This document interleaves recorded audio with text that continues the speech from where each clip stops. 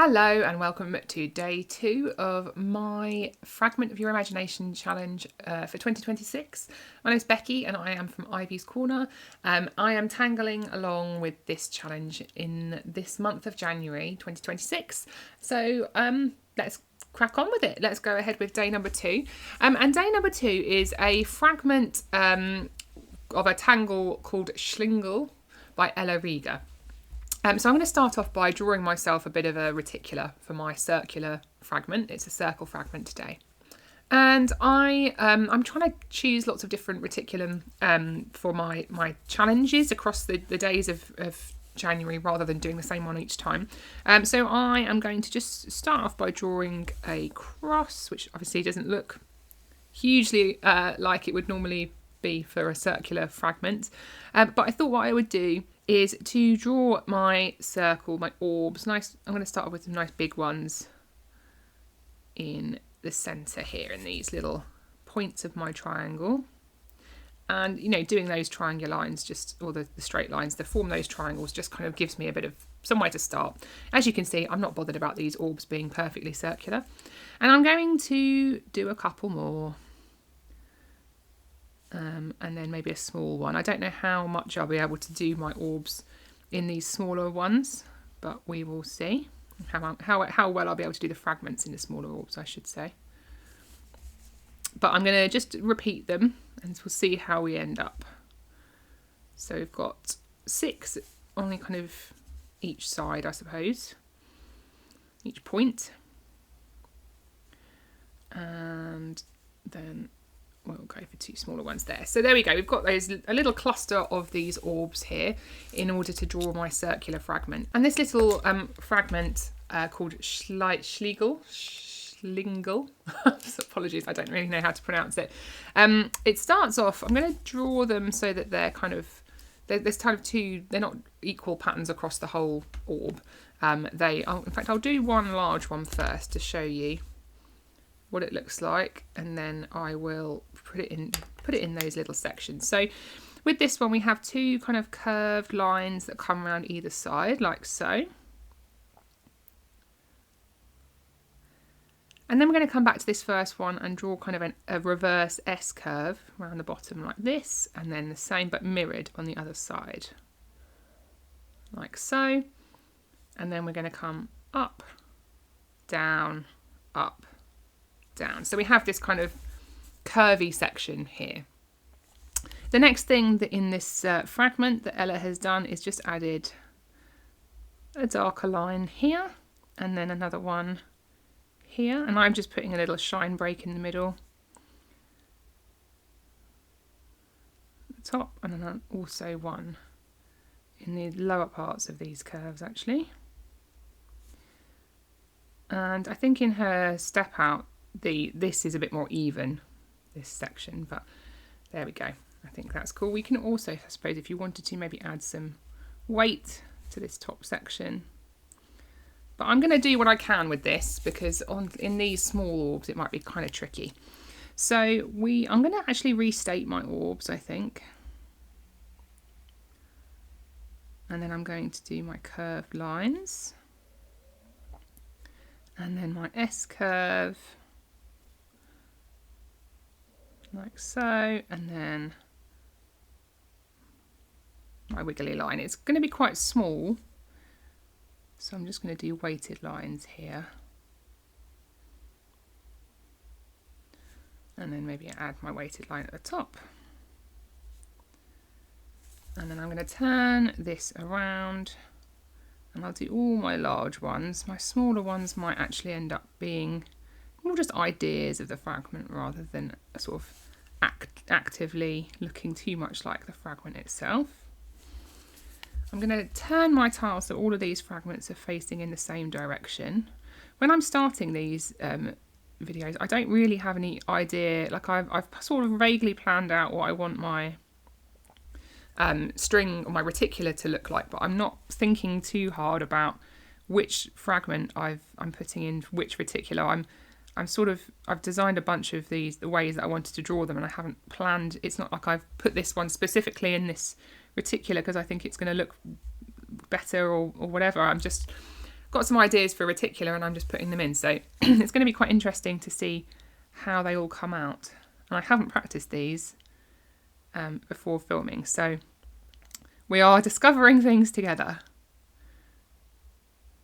There we go. So you're following around the curves of these little sections here. It's going to take a little while to fill these all in, but I think this is looking kind of cool. This is the thing with fragments, is that because we end up often doing small sections of pattern, they are going to end up being fairly involved. I'm using a PN pen and I might decide to switch to an 01 for future ones because I think it might help me with adding the smaller details. In fact, I might do that for the rest of these smaller fragments because they are so tiny, a lot of these little orbs. So let me now just place these ones down. You can see the difference in the width of the pen now that I've switched to the 01. I'm going to just add these all in together. And the 01 is a lovely width of nib because it is quite fine, but it's you still can do lots with it. There we go. So I'm just restating all of these and then I can go ahead and fill these lovely spaces with my fragment. It kind of reminds me almost like a, you know how when you have glass marbles they have like swirling colours inside? It reminds me of that a little bit. I've had all of these facing with these swirly parts at the bottom, so I think I'll continue to do that, but turn this because then my oops, I missed one. So that, I mean, I've done that wrong, but that's okay, doesn't matter. I'm just gonna go with it. And you know, it all comes together in the same pattern. So if you make that similar miss stroke of the pen, then don't fret because you can always just work with what you have. I might continue this and then fast forward the video and see you when I've filled them all in.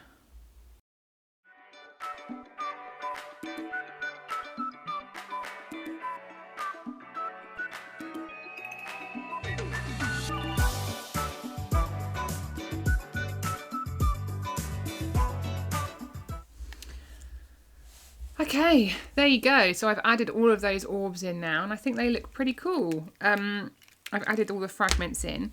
And in terms of shading this, I think I'm just going to add a little bit to all of these sections at the bottom. And you can see how there were smaller ones in particular are just kind of a loose idea of that shape and that pattern. And that's all you need with these smaller ones. They don't have to be, you know, perfect. You don't need to draw them with a microscope.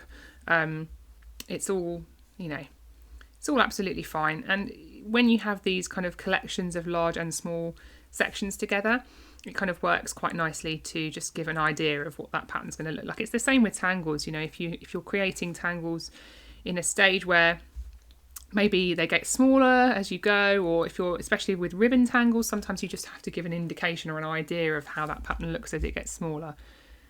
So I'm just placing a little bit of shade in the bottom sections and these top kind of loops.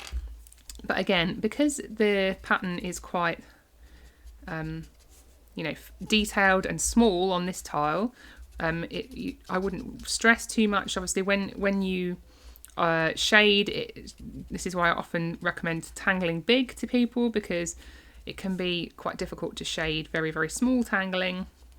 And this obviously is, but it just gives an idea of, you know, some shape and some dimension, and it's pretty cool. I think it's looking like a really interesting kind of shape. So there is some very, very basic shading on that lovely pattern, and that is our lovely fragment. I'm going to just add a little bit of smoothing out those pencil lines and kind of making them into a bit of a grayer background, just to take away the pencil, but also just to give some weight behind the spacing. I think that looks pretty cool. Maybe I'll do the same on the corners just to get rid of those initial lines that we did. Just smoothing them out. There we go. Okay, so there is our fragment for today, and you can check back in a couple of days to see how I go about putting this into the kind of combined tile of the first 4 days. But check back tomorrow where I will be tangling day 3 of the Fragment of Your Imagination challenge. I'll be back tomorrow with a triangular fragment, and don't forget to hit like and subscribe to my channel so that you can find out when that video arrives. Thank you so much for watching, and I'll see you tomorrow.